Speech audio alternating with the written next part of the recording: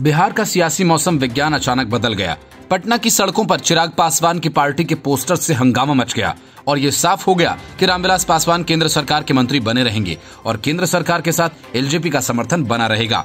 लेकिन बिहार में एनडीए के साथ चिराग पासवान नहीं होंगे और न ही बीजेपी की सीटों को छोड़ सभी सीटों पर चुनाव लड़ेंगे।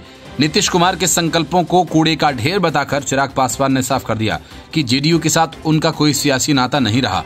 एलजेपी की तरफ से जो पोस्टर्स जारी किए गए हैं वह बिहार में एनडीए के हालातों को बयां करने के लिए काफी हैं। चिराग के इस पोस्टर में लिखा गया है, मोदी से बैर नहीं, नीतीश तेरी खैर नहीं।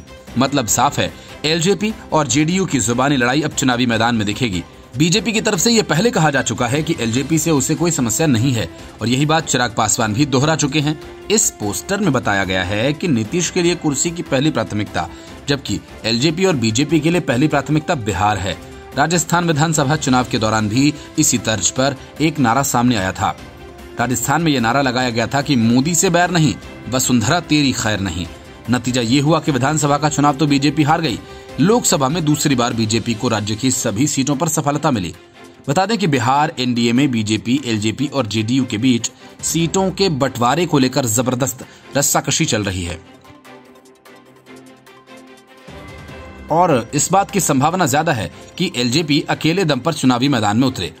जाहिर है, एलजेपी का मकसद अपनी सीटें जीतने से ज्यादा नीतीश कुमार की पार्टी का खेल बिगाड़ने पर रहेगा।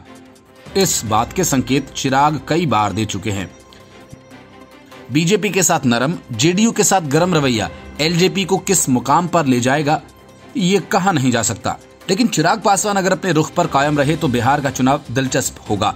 चिराग पासवान ऐसा जता रहे हैं कि अगर बिहार में वे एनडीए से अलग होते हैं तो केंद्र में एलजेपी का गठबंधन एनडीए के साथ रहेगा। रामविलास पासवान केंद्र सरकार में मंत्री बने रहेंगे। एलजेपी बीजेपी के खिलाफ एलजेपी उम्मीदवार नहीं उतारेगी, लेकिन माना जा रहा है कि एलजेपी जेडीयू के खिलाफ हर सीट पर उम्मीदवार उतारेगी। Report, news of India.